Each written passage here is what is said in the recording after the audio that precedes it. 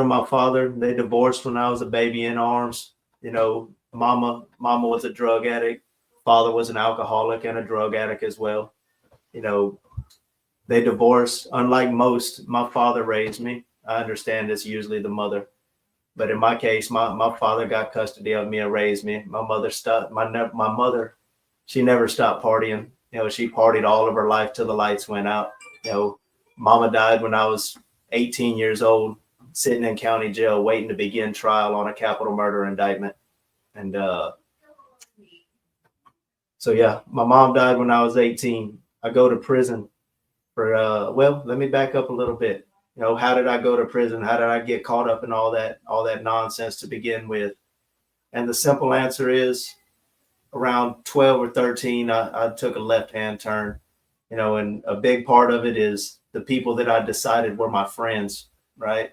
And they were my friends, and it's a hard thing to realize whenever your parents and those who want what's best for you try to tell you that you need to stop hanging out with this person or that person, that it's not good for you, it ain't going to go nowhere good, so on and so forth. But we're stubborn. We don't want to hear that. Those are our friends. They're not making me do anything. Whatever I did, I do it myself, right? And I remember making all of these arguments, and then all of these years later, because I've studied so many things while I was incarcerated, I understand the truth now that in a very real sense, you are your friends. It doesn't matter if you like it or not, or even if you agree with it or not. The five people that you associate with the most in life are going to have such a dramatic influence upon your life that for all intents and purposes, you can look at those five people and you can see yourself. That's who and what you're going to be, to a very large extent, of course. So I got in with the wrong crowds, and what made it even worse, and what I believe is such a big influence on our youth today that leads us down this path that leads to the penitentiary or worse, is just to put it simply, pop culture. I was seduced by pop culture, all the music. I did heavy metal, and heavy metal was mostly anger, but then I got into the rap scene and all the gangsterism and just want to be a pimp player, hustler, and that whole mentality, money, cars, and all that kind of BS, and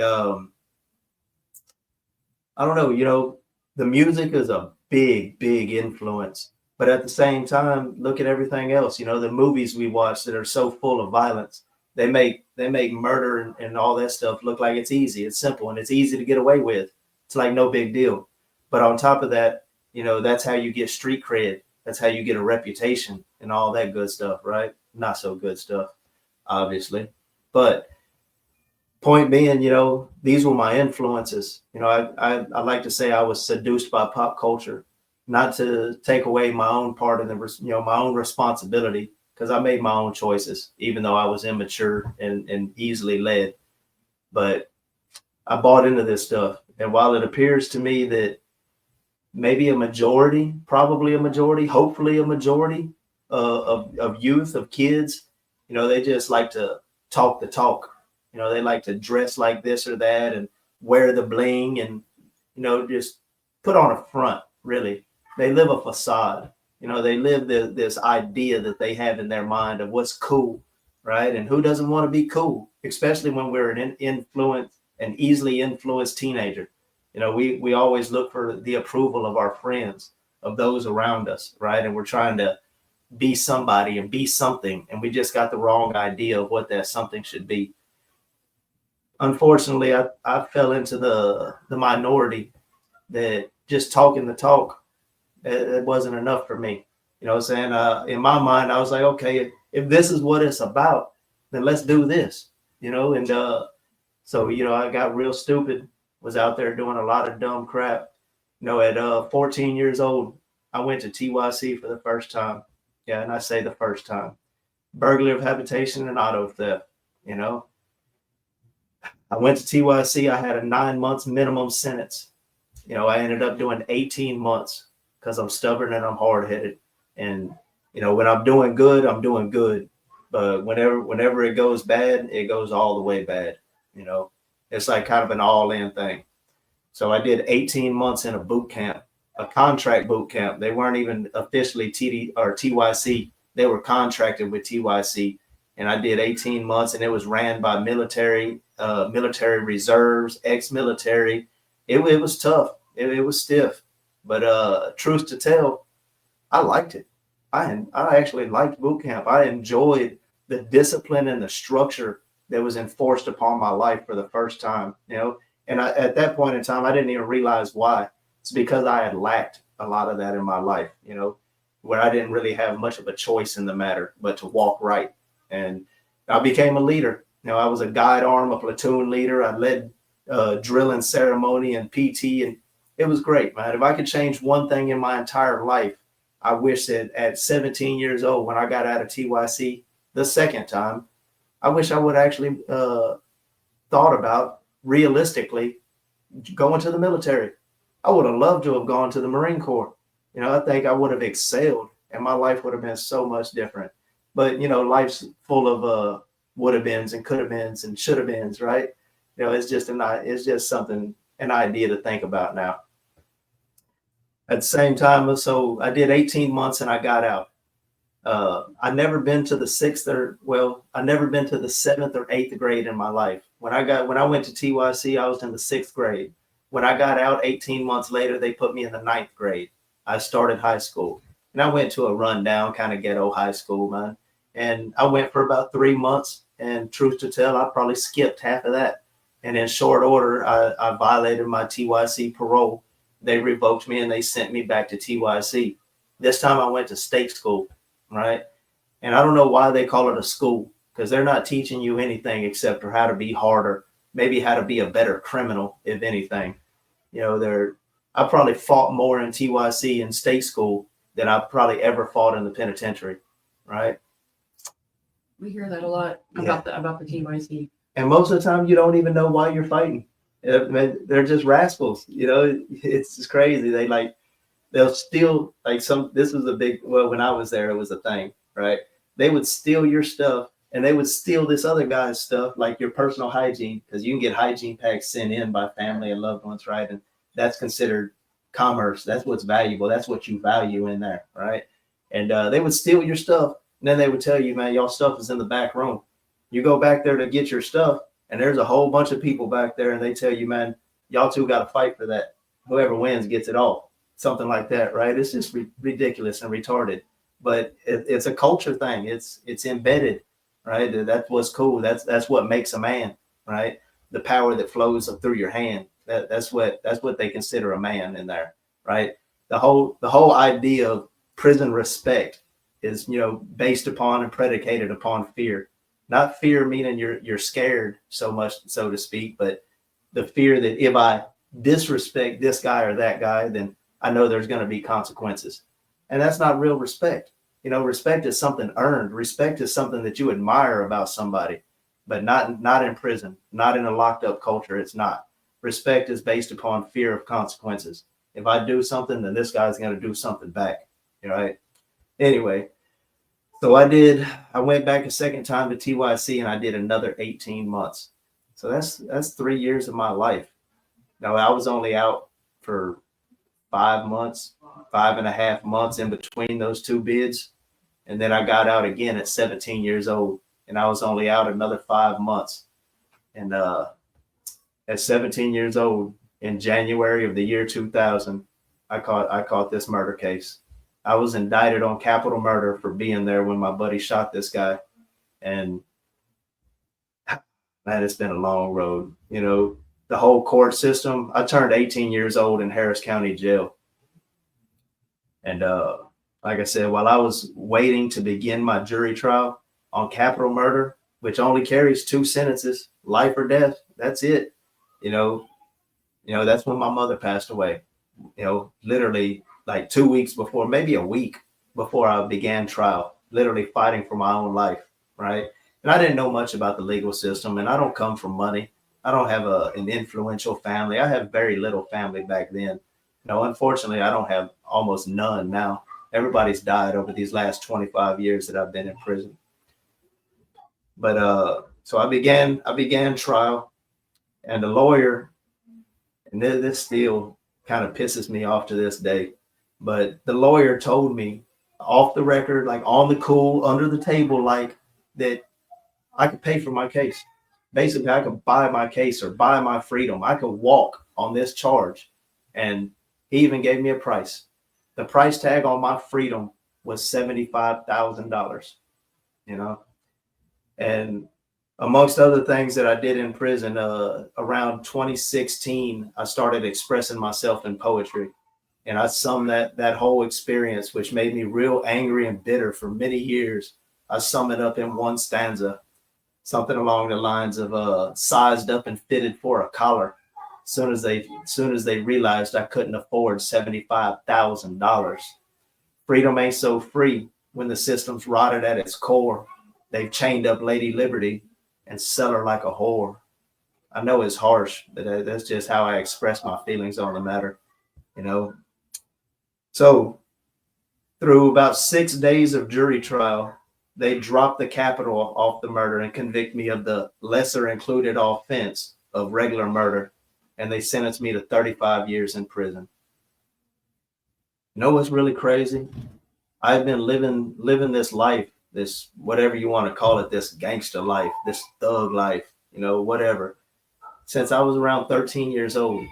And I have been hardening myself, you know, unconsciously, perhaps subconsciously, hardening myself over all this time and building calluses upon my emotions and such. And man, as bad as it sounds, when I stood in that courtroom and they pronounced me guilty of murder and that judge sentenced me to 35 years in prison, I didn't really feel nothing. I wouldn't even say it was numbness. It was just, all right, let's go, whatever, right?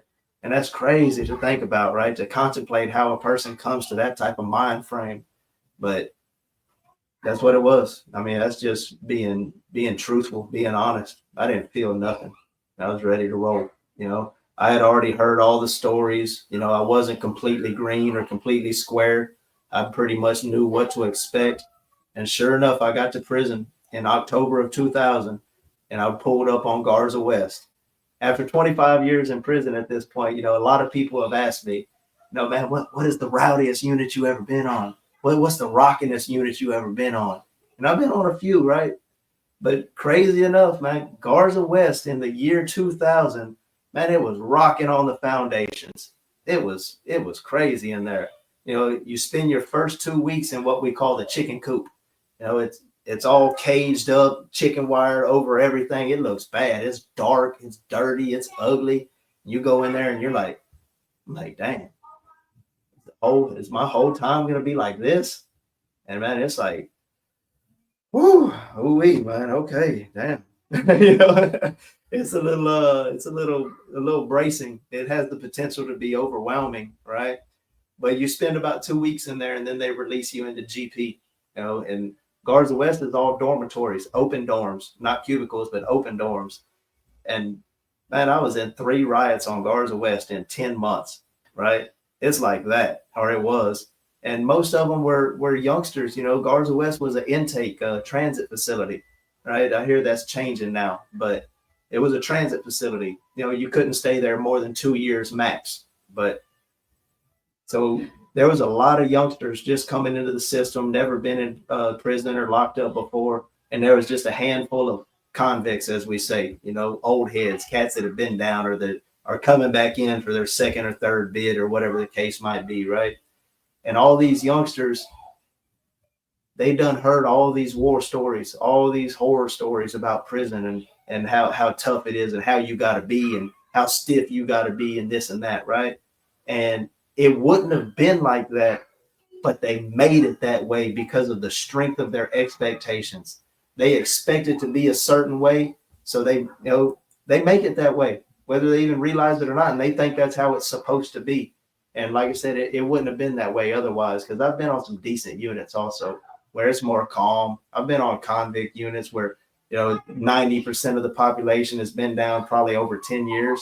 You know, like Ellis 1, when I went in 2010, you know, that was a convict unit at that point in time. I've heard that's changed a whole lot too. But at that point in time, it's one of those joints where seemed like 90% of the unit had been down, at least 10. So it was a lot more calm, a lot more relaxed. You know, people weren't just doing time, they were living their life. This is where we live. You know, it's not just where I stay, this is where I live. You know, that kind of environment. But also at the same time, and it probably helped that I was busy at that point in time. I worked in the bus barn and this and that, had a good job, felt like a free world job, as we say, 12 hours a day, but I loved it. One of the best jobs I ever had on the inside. And, you know, it's one of those places I realized that, man, you could just look up one day and be like, dang, I've been on this unit for 10 years already.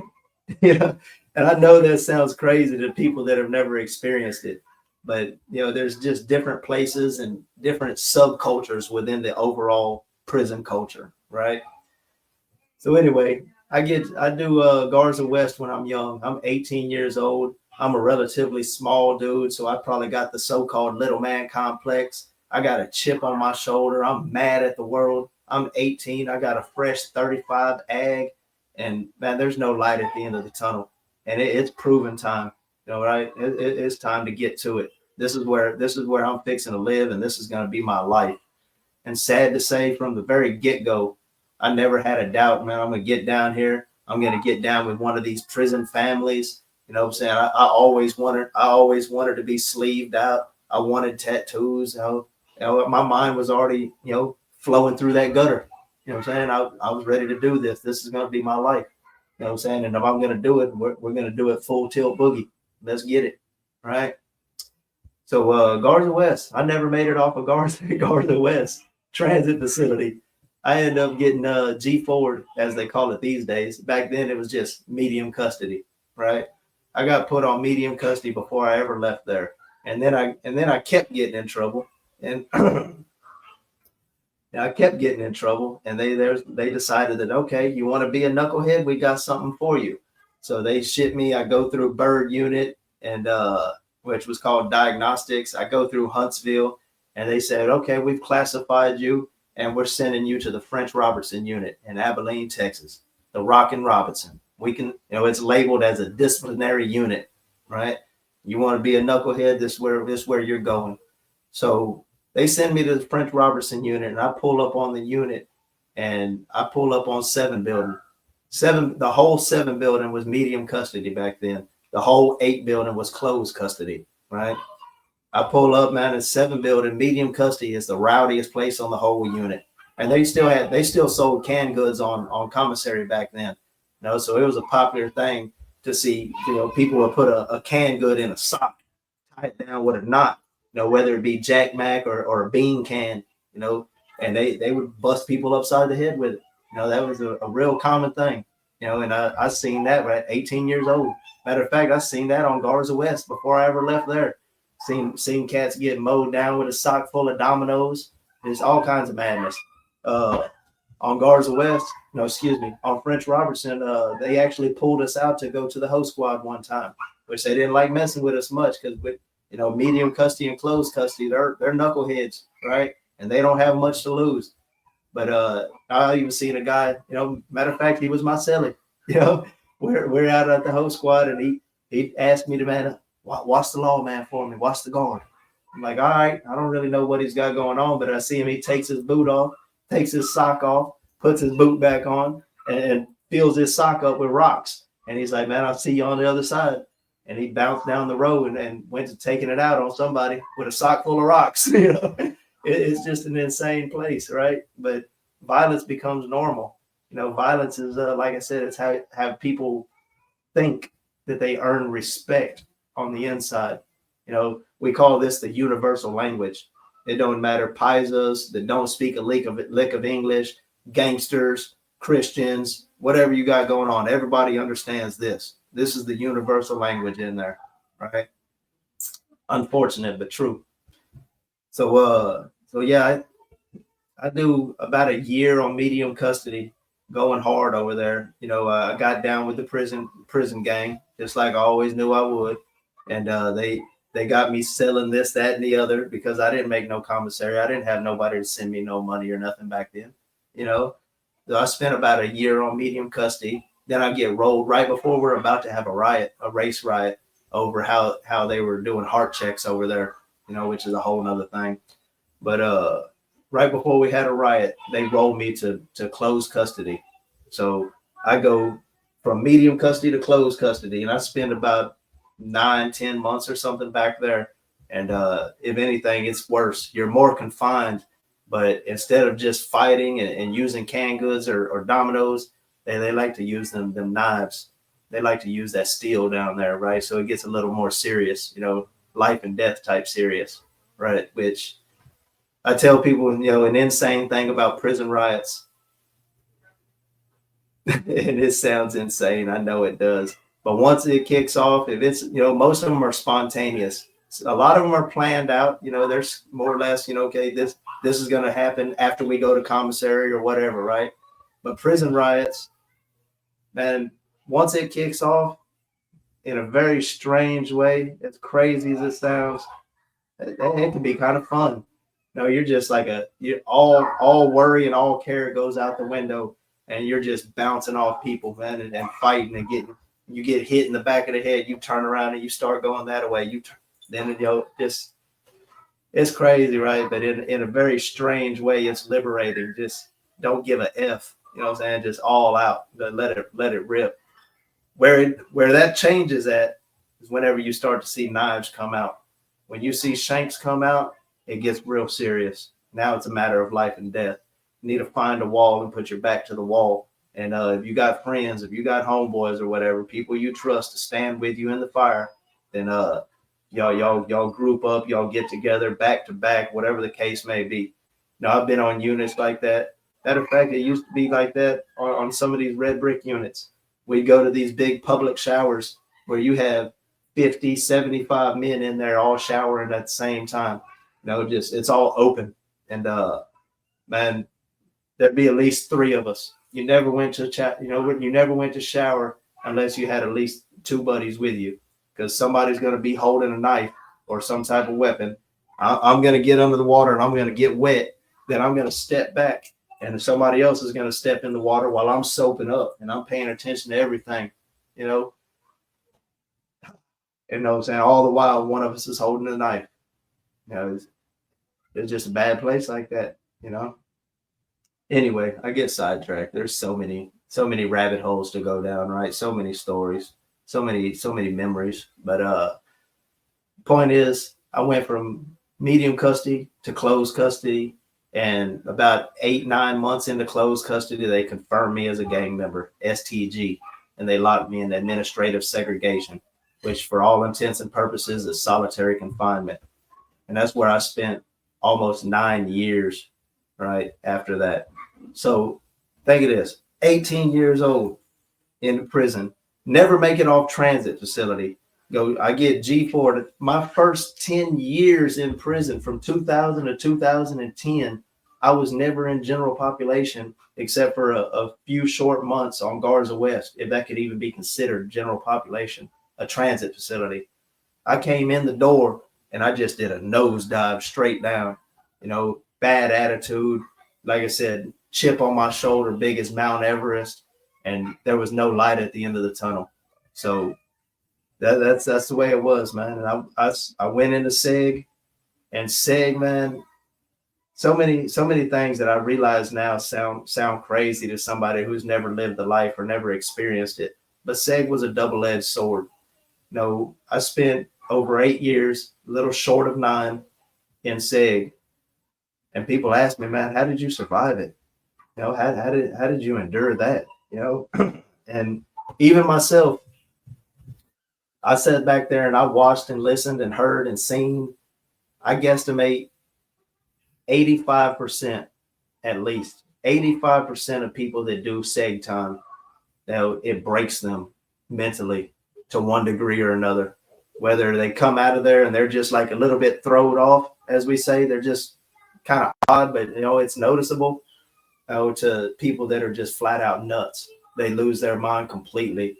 Seen plenty of people, too many people kill themselves back there, cut on themselves, hang themselves. Seen the guards pull them out in a puddle of blood, slide them out, literally slide them out in a lake of blood and just roll them onto a gurney and carry them out. Just too much stuff, man. And seen a lot of violence, right? A lot of violence. And but SEG, if I would have never went to SEG gave me an opportunity because, like I said, I was dumb. I was stupid, and I was trying to get more stupid, right? And I was all about that life, as they say. I was all in. Let's get it. Let's do this, right? People didn't have to order me to do anything. I was willing, right? And so I got lucky that I got segged before I got any serious trouble and got more charges put on me, because that was a very real possibility. If I wouldn't have went to SEG, I would have even either got more charges and more time, and probably would have ended up spending the rest of my life in prison until I died, or I would have died a whole lot sooner, one or the other, right? And even if I survived, I don't know who I would be. Probably somebody not very nice, probably somebody that I would not like today, right? So I go into SEG. I'm young, 19, 20 years, about probably 20 years old. And the first year or two, the first year, I just do whatever I could do, man. I try to acclimate. What helped me was being so young. Now I know that the younger you are, the more resilient your mind is, the more that you can adapt to changes in your life, even extreme changes in your life. Your mind is more flexible, right? The older you get, the more stuck in your ways. It's not that you can't teach an old dog new tricks, but it becomes a lot harder. Your mind becomes more rigid in its thinking. Your thought pathways and stuff become more fixed in life, and it becomes, if it's not a habit to you to learn, live, change, and grow, then it's a lot more difficult, right? So I was young, and that helped me out.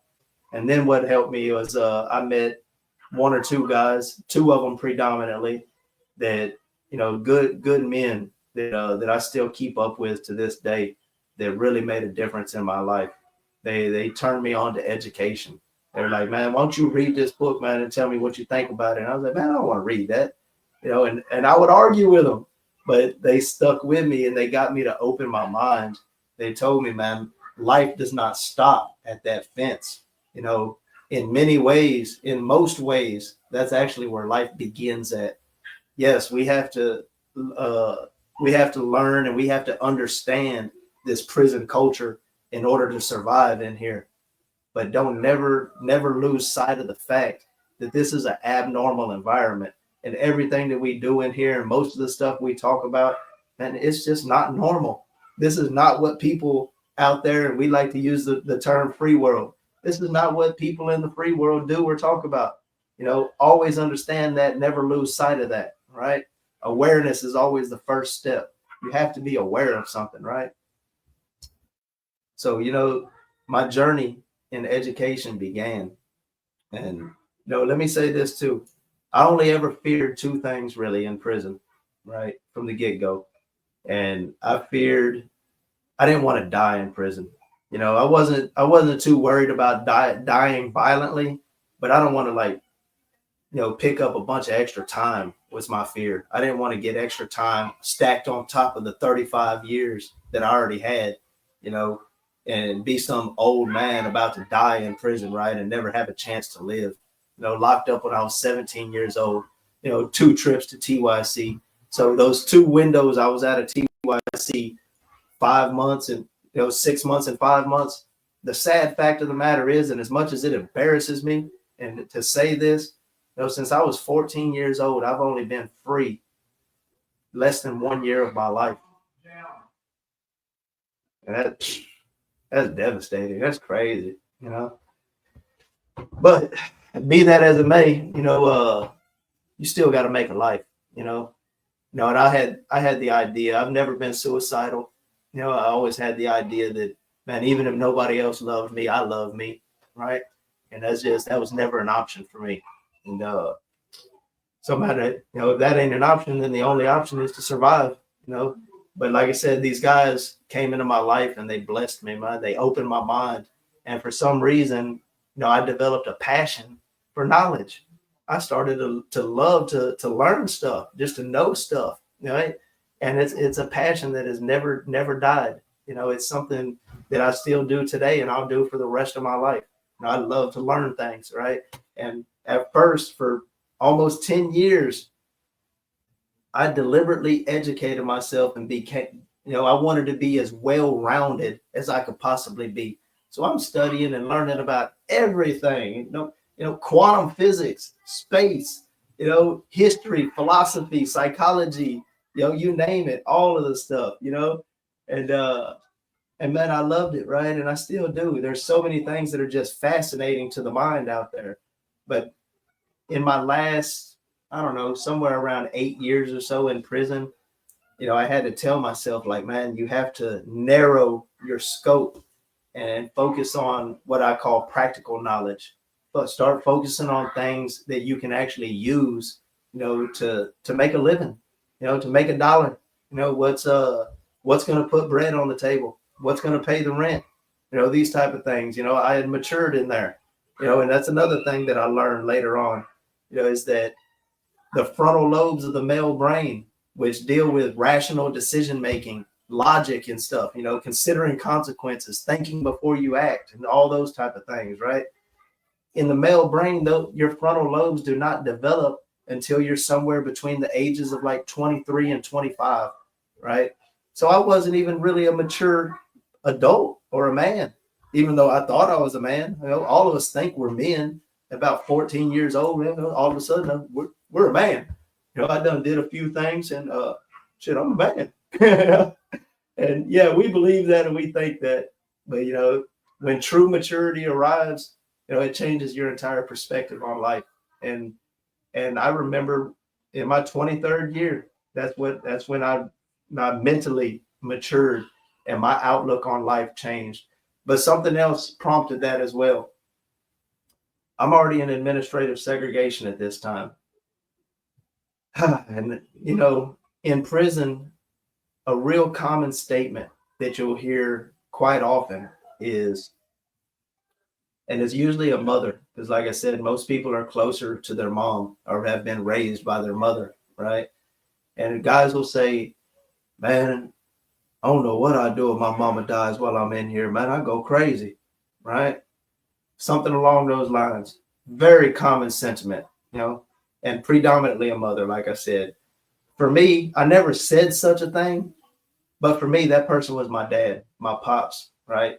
Dad was the only person in my life that was always there for me, no matter what I did, how bad I stepped in it, whatever I got going on. He might be pissed off, but he's going to pull up, right?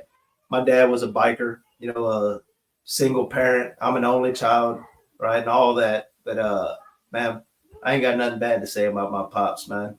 Like I said, he was an alcoholic, but he wasn't a violent alcoholic, He was an alcoholic, and he liked to take pills like muscle relaxers and all that, the Vicodins and whatever, hydrocodones and whatnot, and that's a deadly combination, right?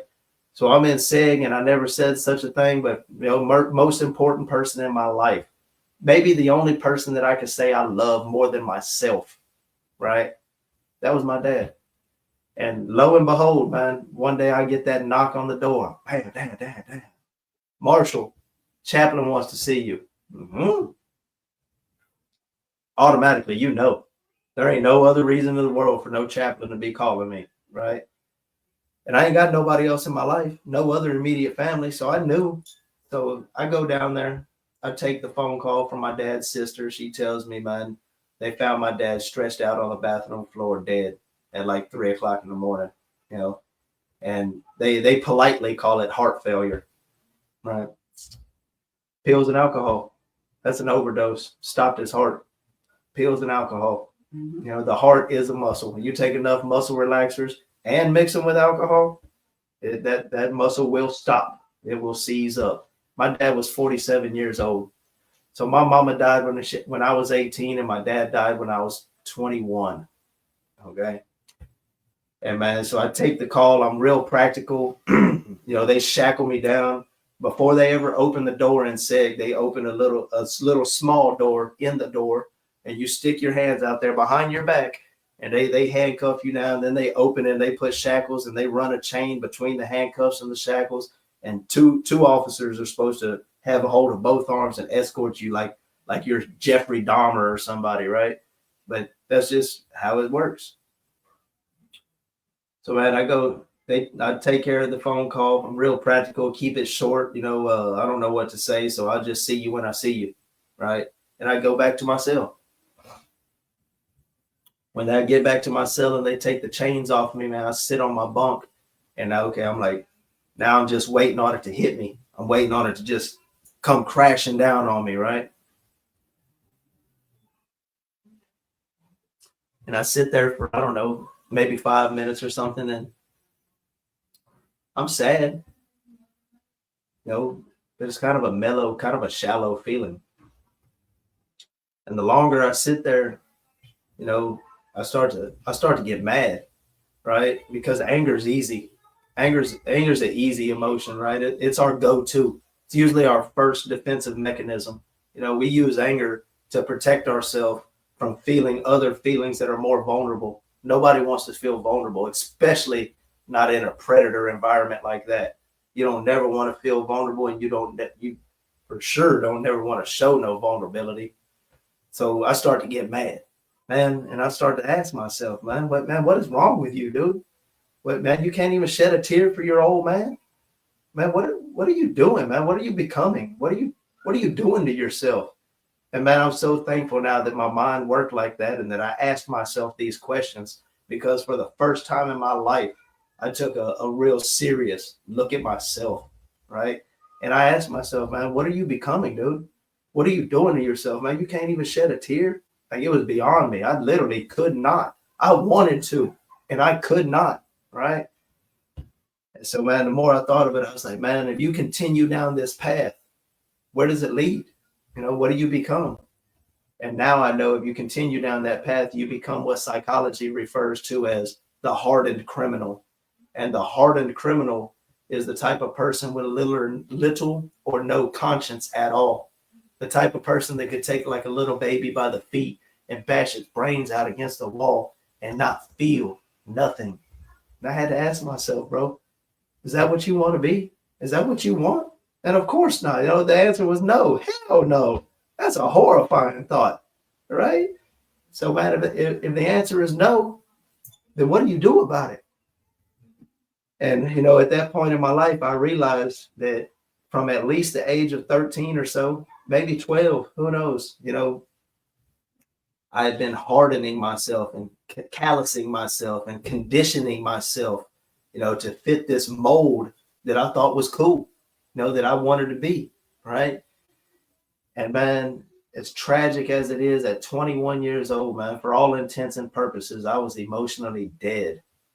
And that is horrible.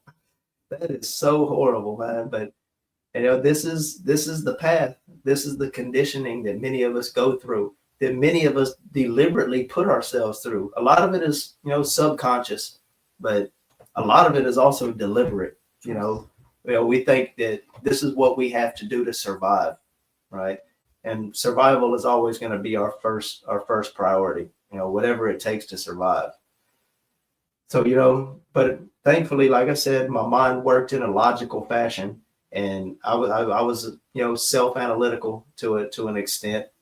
And I realized what was going on, and I realized that I needed to do something about it. I didn't know exactly what to do about it, but I know I needed to do something, right? And strangely enough, man, the mind is a magnificent thing, the way that it works. The mind is so powerful because yeah. I'm saying, Okay. keep on turning. So I ended up, it took years to build up all those barriers and calluses, and it took me years to tear them all down, right? There's many stories involved in all of that. But so I did almost 9 years in SIG. I had enough.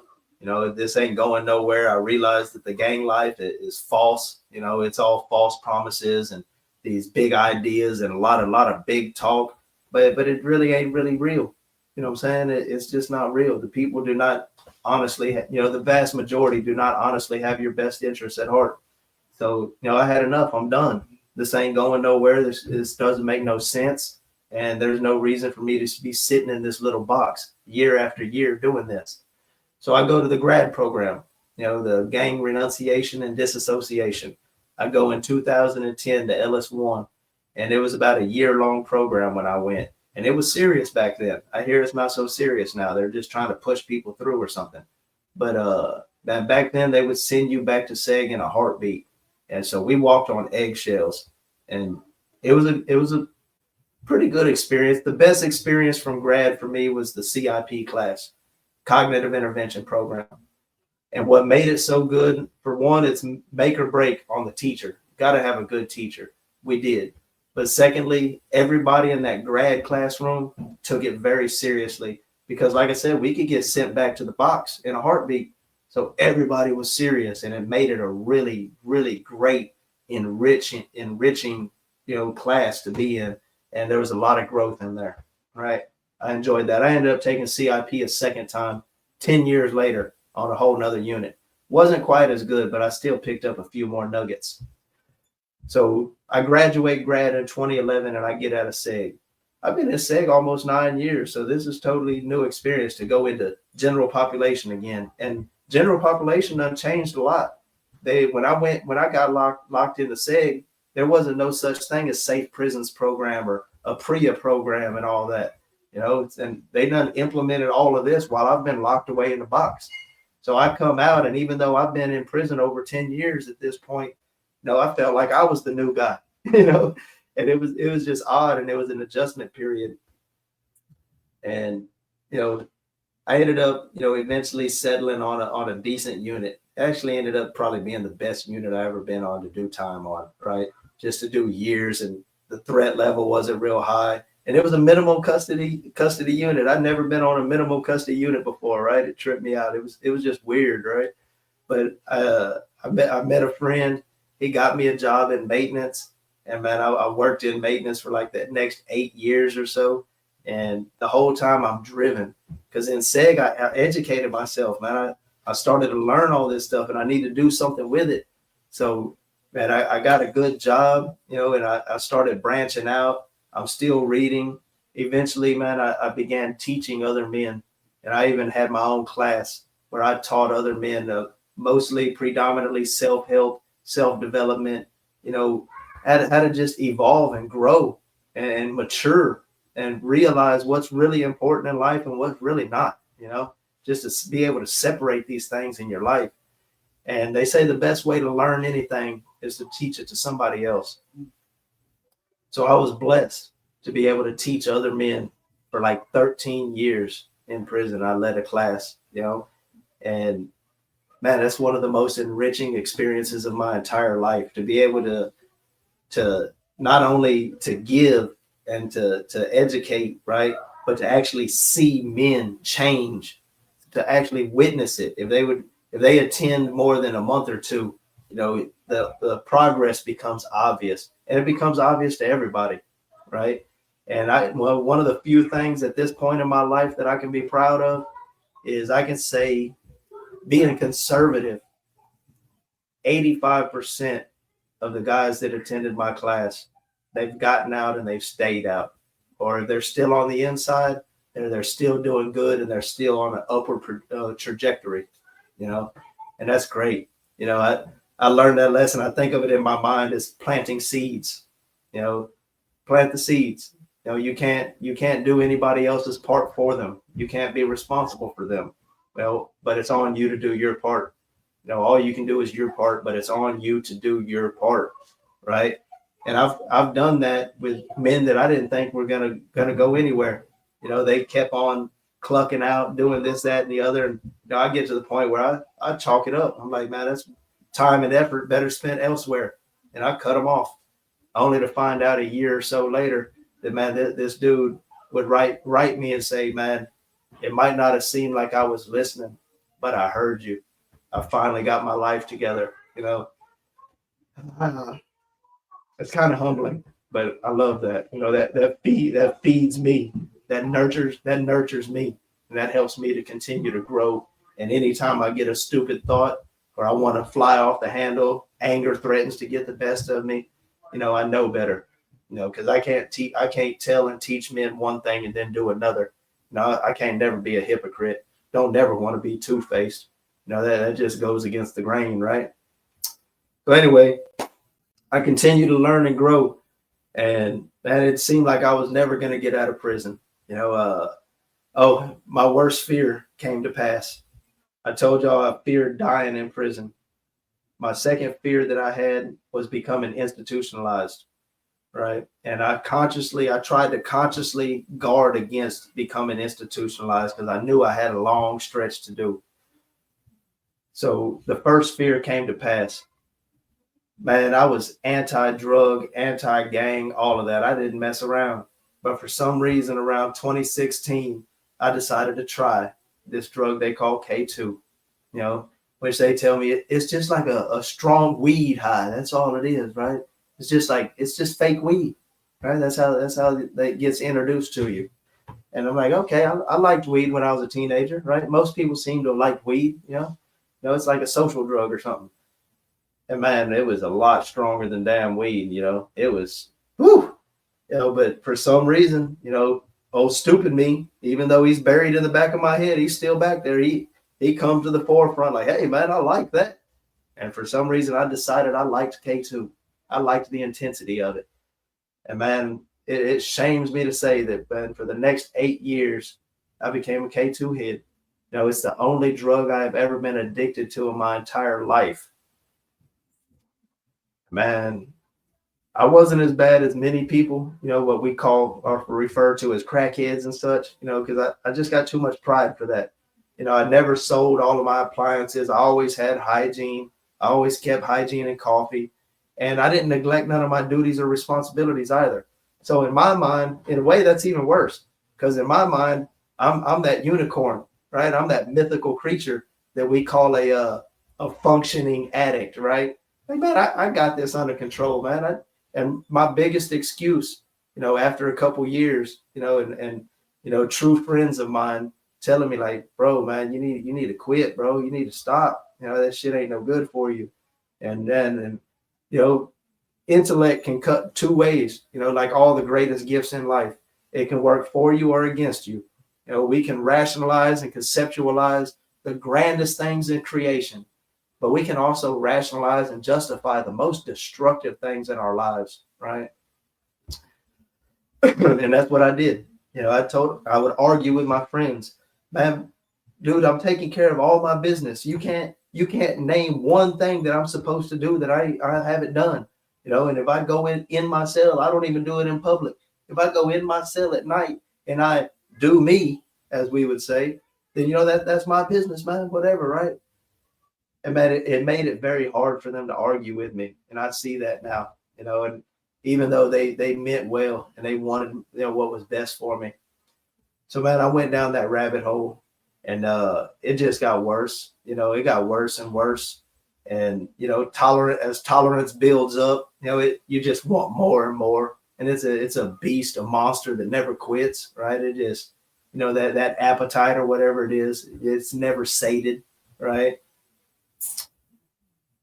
And man, I had every intention of, man, I like K2. I probably, dip and dabble with this for the rest of my life. But no, it all changed. A string of events happened. I got sent because of K2. I got sent off of this good unit, this Cadillac unit. I caught a free world charge. I was indicted for a green leafy substance in a penal institution. One of my only real fears in prison. And they indicted me and they took me to court, and I wanted to fight it. And the lady lawyer that I had assigned to me, and she argued me down for over an hour. Like, man, you do not want to fight this, man. They will enhance this, and it'll go from 2 to 5 to 5 to 10, and this and that, and story after story, until she wore me down. And 2 years is the minimum sentence that they offer on that.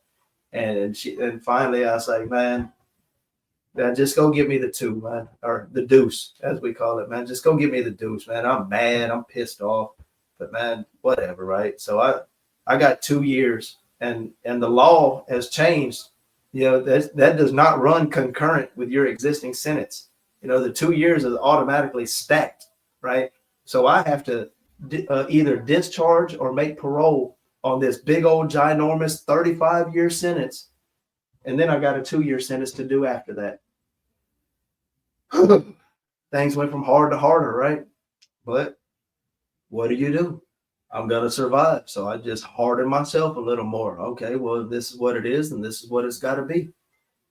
So no, that didn't stop me. I kept right on using. I just more careful about it, be more slick, right? And all that BS, all that jazz, right? That was addiction talking. Yes. Like I said, the only addiction I ever had in my life, and I was too prideful to admit it, you know. So I get shipped to the terrible Torres unit. Yeah, I'm sure many of you have heard of it. It's a youngster farm. The average age is somewhere in the mid-20s. And man, it is retarded over there. It's a battlefield for one. It's a very violent unit, and the drugs over there, and they got all of them. They're heavy, hardcore stuff, right? The K2 I had been smoking over here, man, it was mild. Even the strong stuff that would come through every now and then was nothing compared to the normal stuff that they had over here on a daily basis. And man, they got this stuff sprayed on paper that is so thick you can peel 3-4 layers off of it, and every layer you cut into these little bitty tiny strips, and man, it'll pop your top. And for the first time, I kind of prided myself on having a high tolerance. Like, man, I got this stuff licked. I can handle this stuff, right? Like it made me strong, right? A strength thing. I can handle this, right? It ain't got me. I got it. Woo, man. When I got to Torres unit and tried that stuff there, man, I would hit that stuff and I would open my eyes, and man, I'm flat on the floor in the middle of my cell, surrounded by vomit. And I ain't got no idea how I got there. I don't remember nothing. And the first time it happened, man, I was like, no, man, not me. Are you serious right now? For real? So what's my dumb self get up and do? Like, oh, let me try this again. And that is such a crazy thought process, right?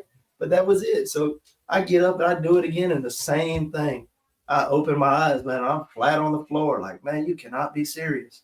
But was that enough to make you quit? Not me. Saying, okay, I just got to do less and less until I find a balance or something, right? Yeah, I'm gonna be logical about it. Like logic had anything to do with it, right? So, man, I messed around, and man, there's things that happen, and I never had the memory loss before. There's things that happen that people would tell me about, and man, I was like, man, you're lying. I didn't do that. And then 3, 4, 5 people would tell me, and I was like, wow, man, are you serious, bro? And I started to reconsider. And I was like, man, this ain't good. No, that's not cool. I don't like not remembering stuff, man, because anything can happen, and I don't like not being in control. Maybe I have control issues, right? But anything could happen, right? And so, but I wasn't broken yet. Never in my life have I ever been able to fix my face to say the words that, man, I was broken, or I've been broken, or I've been humbled, right? Broken and humbled are 2 words that never applied to me. Humble in the sense that I'm willing to learn from somebody that has knowledge or wisdom to offer.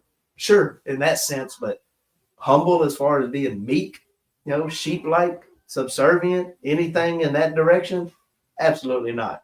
Alpha male, all day, every day, that type of mindset, type A personality, all that.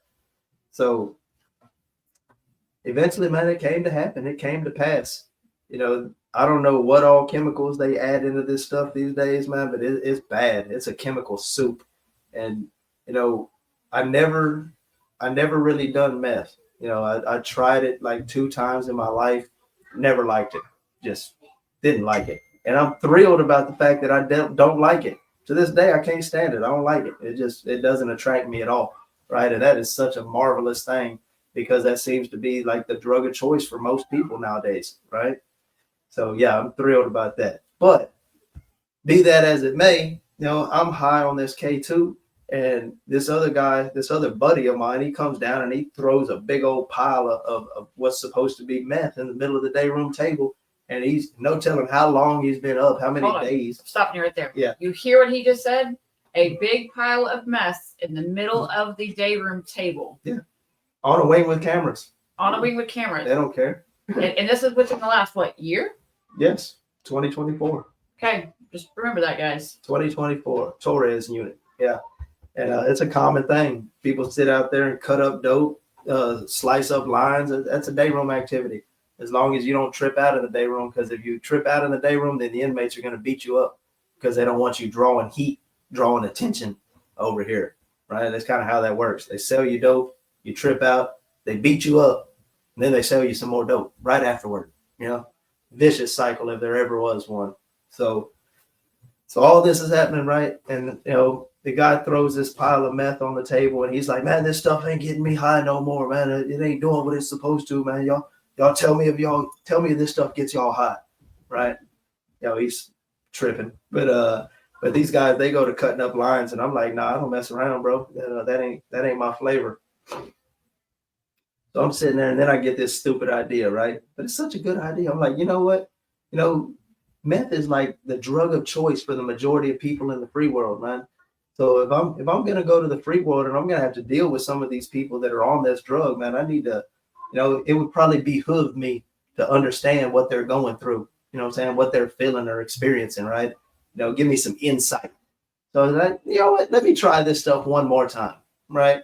And I asked him, man, how much of a line would it take to just to get me high? And they debate it for a minute. And of course, they end up giving me some stuff like this, right? Like you better have pinky finger. And so, man, I'm okay. So I do it. And I'm on K2. Whew, oh my God. Oh my God.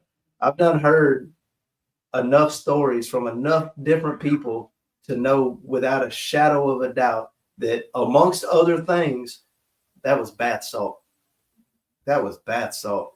And man, I lost my mind, like literally lost my mind. It didn't happen all at once. It was like a week-long ordeal, and it just steadily progressed from severe paranoia.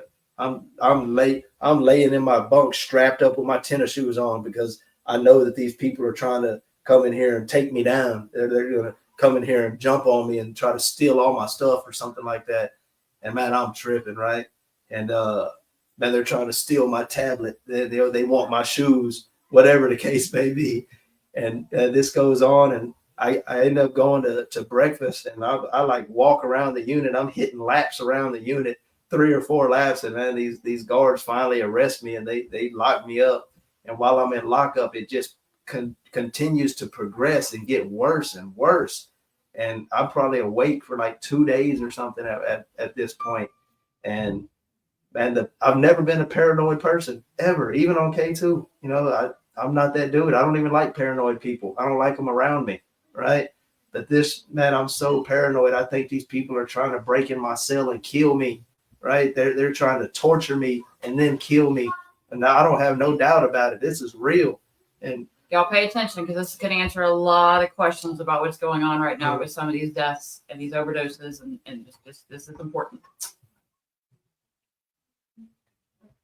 So eventually the officers end up, because a psych doctor walked the run one day, just out of the blue. She's not even assigned to the unit, and she's seen the state of mind that I was in.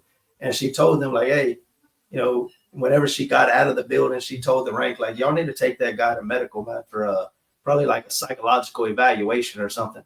And the officers, the guards came to get me, man, and I really don't even remember how it happened, but somehow they get handcuffs on me before they open the door. And then when that door opens, man, the next thing I know, I'm on the floor, and I got like 5 of them piled on top of me. And these are all big boys, 250, 300 pounds. There's like 5 of them piled on top of me, man. And I'm under there. I'm bucking. I'm 160 pounds. Okay. I'm bucking, and the whole pile's jumping. And man, I'm tripping. And I think I'm about to die. Right. I'm about to die right now. Okay. And man, next thing that I realized, man, they locked me in a medical holding cell, just an empty cell with a toilet. And man, I'm butt naked in there. And I spend at least 3, maybe 4 days locked in this cell, butt naked, just out of my mind, man. Hallucination is not even the word for it. Okay. I'm having out of body experiences. I'm living other lives and stuff, and like I guess in other universes or something, man, and it is real. Okay. I am tripping out. I lost my mind completely. And somehow, some way, I actually was blessed enough to snap back. And I can only accredit that to so many years of educating myself, mental discipline, creating a strong mind, right? Because I had to train my memory and stuff to be able to educate. And that played a big part. And then, working out ever since the boot camp days from TYC, working out, man, and all the muscle memory. I was in there and I didn't know what I was doing, but I was doing squats, butt naked squats, mind you, in a medical holding cell. But then my body knows what it needs and that things are wrong. And I had what I think is a broke rib that I never got medical attention for. It feels like it healed on top of each other. I still got that to this day, but I'm in there with a broke rib and I'm crazy out of my mind. And they finally let me out. Oh, they told me that, I don't remember none of it, but they told me that during that time, they tried to take me out of the cell several times. And every time they put handcuffs on me, I'd fight them. I'd panic. I would panic and fight them. And then I broke like 2 or 3 handcuff keys. And I don't remember none of it. But to this day, as much as it embarrasses me, I got scars, actual scars on my wrists from handcuffs, from getting beat up in handcuffs by all these big guards. I remember having the scabs on both my wrists, whenever I finally regained some consciousness. And but do you blame the guards or do you blame yourself? Both. I mean, they went too far, but I was tripping out. You know what I'm saying? They probably needed to do a use of force on me. And it was panic. I was panicking, right. Because the paranoia was so strong. I was panicking. It didn't take much, right? So yeah, they were justified in the use of force, but they even another officer told me, man, there's guys during the use of force, they're rabbit punching you. Some of them will grab your testicles and squeeze on them, put their finger in your eyeball. I mean, they're dirty. They get theirs in. If you're gonna make us, they got some type of mindset like, if you're gonna make us do this here, then we're gonna beat you up a little bit. We're gonna punish you, right? Something like that. So yeah, all that. And but I finally get out of that cell, and I remember I went back to medical about a week later to get blood drawn for something, man. And they said, one of the nurses, she said something that hit me. When she seen me, she did a double take. And she's like, man, are you better? Are you all right? And I'm like, yeah, I'm getting better. And I told her, I'm sorry you had to see me like that. Because I'm a prideful guy, man. That's embarrassing to me. That's shameful, right? Never wanted to be that dude. But so yeah, she told me that, and then she told me something that stuck with me, that hit me hard. She said, man, I didn't think you were coming back. She said, I've seen guys just like that before, and they didn't come back, right? And I thought about that. And later, I remember laying in my bunk that night, just thinking about that, like, man, I might not have come back. You know what I'm saying? And why did I come back? Why me? And man, it was traumatic. You know what I'm saying? But at least I can say from that day to this day, I've been 100% sober. That was the breaking point. For the guy that didn't think he could ever be broken or humbled, man, that shit finally broke me. That humbled me. And I've been clean and sober ever since. One good thing about the Torres unit is they got an AA group over there. It's technically AA, but 99% of everybody in there is addicts, right? And 95% of that 99 is all K2 addicts, but they go in there and they have an open forum, and man, it's powerful, and it's raw, and it's uncut, and it's ugly, but man, it's the truth. And people need to hear the truth in order to realize it, because we tend to glorify it. Whenever we sit around and tell dope stories or whatever, it's always about the good times when everybody had a blast and everything went well, and it was awesome, right? It was such a good time, and nobody got in trouble, and we got away with everything, right? They got a term for it called euphoric recall. Euphoric recall, only remembering the good times, right? And we conveniently suppress, ignore, and try to forget all the horrible times. you know. But how about telling the stories about all the times you woke up flat on your face, in a pool of vomit, in your own puke all over your clothes or something, right? How about the times when you wake up in handcuffs or in a jail cell, when you wake up and there's officers or rank standing at your door screaming and hollering and you can't even understand what they're saying or don't even know what's going on yet, right? How about all the times that we embarrass ourselves, that we shame ourselves and we do despicable things, sell our last little bit of food, sell our hygiene, sell our last little bit of coffee, right? The people, plenty of people that have family and loved ones that care about them, that they're blessed in that regard, because I didn't, and they call home and they lie, they lie and they kind of hustle their family to feed their addiction because that monster is so strong, right? And we whatever tend to justify it in all kinds of different ways, but it's a vicious monster, man. It's a vicious monster, man. And I had it bad and I went hard for 8 years, and but I was finally broken, and it took a lot. It took that experience right there and probably nothing less, to actually break me, to make, because I can be real stubborn, obviously, and I was stubborn about that too. And yes, I was finally broken, and I'm thankful for that every day of my life. To this day, I don't have no desire, no craving. I'm contemptuous. That stuff brought me down.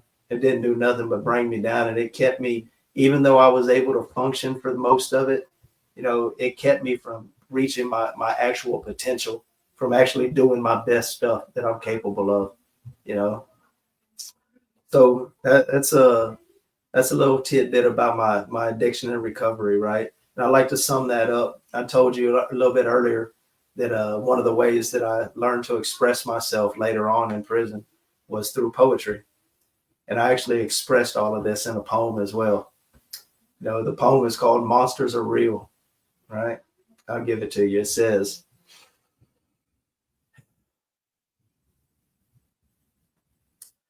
we've all heard the stories, been told the tall tales about monsters that have wings, fangs, claws, and scales. We take these with a grain of salt, take them for what they're worth. But I'm here to tell you all that real monsters walk this earth. If you don't believe monsters are real, tell that to the millions enslaved to appeal, the ones who know they've made the devil's deal just to get through one more day with the pain they feel. And you want to see the real boogeyman? Just take a look at that can in your hand. DWI's death and addiction, swimming through life in the haze of repetition. And the big bad wolf ain't no joke. Some call him crack, some call him coke. Sinks his claws into us, yet draws no blood. Slaughters our judgment, drags our life through the mud. And have you met the Reaper, that master of death? Today that bad boy goes by the name of Meth. All real monsters, destroying lives fast and steady. Teeth and claws invisible, but no less deadly. If you still don't believe that monsters are real, tell that to those whose lives they steal, the kids they kill, the wounds that never heal. Don't be blinded by the feel. Don't be a monster's next meal. And I think that kind of sums it up well. We're blinded by the feel, right? So thankfully, I got sober, and I made parole on the 35-year sentence, and I began the 2-year sentence. And of course, they made me do every single day of the 2-year sentence, day for day. I did the entire 2. And what's crazy though is that I discharged the 2. I completed it at least in August, no later than August of this year. Well, this past year now. Happy New Year, everybody. But and they didn't release me. I discharged my sentence, and these people did not release me, man. And I'm in there tripping. I'm tripping out, but I'm trying not to lose control. Right? I've been in here 25 years. I've finished my time. I've made parole, and then I discharged my next one. Man, I'm not supposed to be here no more. I done mine, okay? And these people did not let me go. And man, it was such a struggle. And I was blessed to meet the right people at the right time in my life. And they took up my cause and they helped me. And man, I might still be in prison right now if I wouldn't have had this help, this advocacy help, right? And finally, 3 months after my discharge date, they released me in November. On November the 12th, they released me from prison. I caught chain, just a short story. I caught chain on November the 1st off a Torres unit. And between the 1st and the 12th, they bounced me off 11 or 12 different units and then hauled me out. Johnny's, if I got fed at all, I lost 15 pounds in my last 12 days in prison. Okay. It was crazy. But they released me on November the 12th. Woo, man, nothing was ever easy for me, right? I get released on November the 12th. They released me in Houston, even though the address that I have, remember, I don't have no family anymore. All my immediate family are dead, and I'm an only child. So I had the address of a buddy of mine who I had met in prison, of course, but he was off parole. He discharged his sentence. So they approved the address for me to go to. The address is in Dallas. They released me in Houston. You know, I got a buddy that picked me up at the Pam Lynchner unit in Houston, and he drove me all the way to Dallas, right? But when he picked me up, he tells me, man, he hands me a cell phone that I don't even know how to use. I had it, man, bro, like, how do I turn it on? You know, I mean, that's just what it is. You know, got to deal with all that. I'm still dealing with it. And he tells me, look, bro, man, that address ain't no good no more. You know, the dude's mom apparently owned the house, and she sold the house out from under him. The dude is like literally living out of his car right now. So I'm like, oh, man. Oh, sheesh. Man, I'm on a GPS leg monitor right now, right? And they told me, when you leave here, go straight to your approved address. Do not stop anywhere, okay? Go straight there and nowhere else. And as soon as I get out the door and get in the car, he tells me this. So I'm like, oh, man. At this point in time, the only contact that I have, because I'm not turning around and going back in the unit. I'm not crazy. I'll let you back. Yeah, I'm not crazy like that. You know? So the only phone number that they gave me so far is the parole office in Dallas. And what is it called? Not Granbury. What's Grapevine or Garland. Garland, yes. And the Garland office, right? And it's the front desk, a receptionist. It's not even to a parole officer. And a 6-hour drive between Houston and Dallas. I call this phone number 7 times, and there is a receptionist, you know, but she just keeps transferring me to different parole officers, right? And she won't even hear me out what I got going on. She'll just transfer. She's not trying to deal with me at all. And 7 times, all I got was voicemail after voicemail after voicemail. Mind you, there was no supervisor that day. Nothing, right? So I'm calling. I leave 2 recorded messages on 2 different voicemails. This is my name and number. I've just been released right now. I'm on my way from Houston to Dallas. My address is no good no more. I don't know what to do. Okay. I don't want to get in no trouble. I just got released. I just done a long time in prison. I don't know what to do, and I can't get a hold of nobody. So as of right now, I've paid for a legitimate sober living house out of my own pocket, you know, money that I don't really have to spend. You know, I got to start a whole life. But I've paid for a sober living house, and I'm going there right now, and I'll be there first thing in the morning to report, because they told me to report by 9 a.m. the next morning. So I do that. I pay for the next morning. I get up and I buy an Uber, and it take me to the parole office, and I get there at 8:30, maybe 8 o'clock, you know. And I sign in at the desk, and I sit in the lobby for 2 hours at least. And nobody ever speaks to me, never says a word. About 2 hours later, man, they open the door and they call my name. Marshall. I'm like, oh, got a bingo. Let's go. I grab my stuff, man. I head back there. I walk back there, and there's 3 cops there to arrest me. Nobody ever said a word to me. I haven't even been out of prison 24 hours. After doing 25 years since I was 17 years old, 23 hours out, most of it spent on the drive between Houston and Dallas. The rest of it spent inside of a sober living house. I haven't done nothing or experienced anything yet. And they arrest me and take me to jail without a word.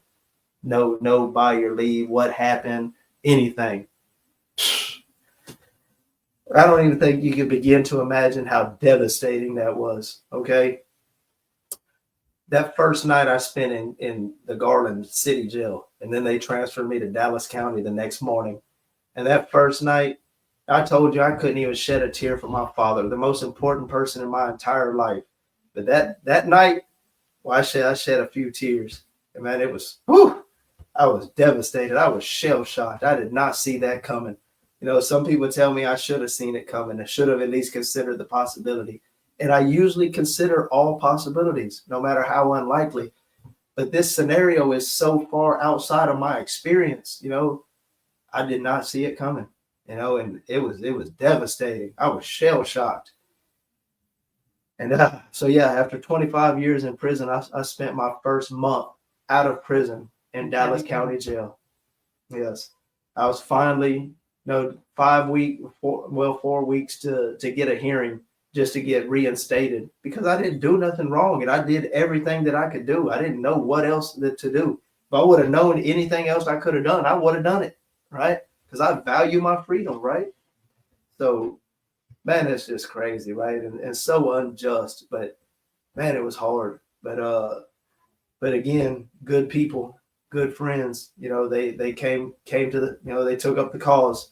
They came to the fight, and they came to fight for me, right? And that's a blessing, man. There's never enough gratitude in the world, right? But I got out of Dallas County on December the 16th, and today, 2024. Hello, today is my 16th day out of prison. That's it, 16th day. I'm happy to say, I'm in a better place than I would have been. So, maybe things happen for a reason. People kept telling me that everything happens for a reason. I got so sick of hearing that. I get it. I understand the meaning, but at the same time, man, that doesn't make me feel any better. That don't make this any easier to deal with. You know what I'm saying? That's not doing anything for me. And so, man, I've been out 16 days now. I'm in a good spot. I'm renting. It's temporary, but it's nice. It's great. I started work again. The blessing of a good friend that I met on the inside helped me get a job. I started work on my 8th day out of prison. I got my first 45-hour work weekend, and I'm going back to work tomorrow. I was off today, but I'm going back tomorrow. And if I can get 7 days, I'm getting 7 days. Okay. I need all of that. For all intents and purposes, I'm just now starting my life at 42 years old. When I stepped out of those prison doors, I don't own nothing in the entire world except for the one pair of clothes I was wearing on my back. That is it. Day one, step one, from ground zero. And that's just what it is. So that's what I got to deal with. Ain't nothing been easy so far. Why start now? But I'm bound and determined. We're going to do this. This is my chance, my opportunity. Finally, it's my turn. So I'm working on my life. I'll work. I don't mind working. I've maintained my health and fitness, so I can do labor if I need to do labor. But my greatest asset is my mind. And I would like to eventually get somewhere where that is what I use the most. This is something else. Podcasts, telling my story, more specific stories to tell, the lessons I learned and how I learned them and how I learned what actually works, and how I was able to get through to so many men that I taught in prison, that I mentored in prison, and, the language and how we speak to each other and how we relate to each other. And there's just so much, a quarter century worth of knowledge and experience, right? And I want to be able to share that. I want to help other people. Maybe some people don't have to experience everything that I did, right? Because I wouldn't wish that on anybody. It's made me who I am. If I would have never went to SIG and been through all the things I've been through, I don't know who I'll be. But I can actually say that I like myself. I like who I am. I probably wouldn't have been able to say that otherwise. So was it all worth it? I don't know about that. That's asking a lot, but I can at least be comfortable in my own skin today. I like who I am, and I got hopes, dreams, plans, aspirations, and man, it's just a start. Like I say, today's day 16. It's a happy new year, right? No, 2025, man, bringing it in, and I'm happy to be here doing it with y'all. Excellent. A lot. It's a lot. And it's still just the tip of the iceberg. Yeah. So I know a lot of people have been asking me to come back and podcast, since September. And like I said, new year, new beginning, we decided to start doing this. So at least once a week, we're going to be here, either together or separately or however we need to do it to tell stories. But I need to ask you guys to share the story. I know you've got people that could really use it and learn from it. But I'm also looking for other men and women that have similar stories or stories that they would like to tell, because it is important that these guys get their voices elevated. We've got to start bringing the positive back into this negative prison culture, because everything has been thrown to be negative into horror stories, and it's starting to get really, really disheartening. And we can't forget about those things, but we need to start rewarding the men and women that have come this far. We need to make sure that they know that they are appreciated and that we're proud of them as well. So again, share this. As soon as we get done with it here, I'll repost the video. Share it out whoever you need to see, who you believe needs to see it. And so we're probably going to be looking at, what do you think? Probably Wednesday nights from now on, doing something. So Wednesday we were going to avoid. Actually, yeah, we are going to avoid Wednesday. So I'll get back to you on that. I'll get Tuesday or Thursday. We'll see. Yeah, we'll do that. We have to avoid Wednesdays because our friend over at scheduling at Texas Prison Stories, we like to watch him too. Yes, we do. So yes. All right, guys. Thank you for joining us. Thank you guys for bearing with me. I know I've been promising to come back for a long time, and I didn't want to interrupt the story tonight. This is about him. So love you guys. Thanks for sticking with us. We'll see you again soon. Happy New Year. Bye, guys.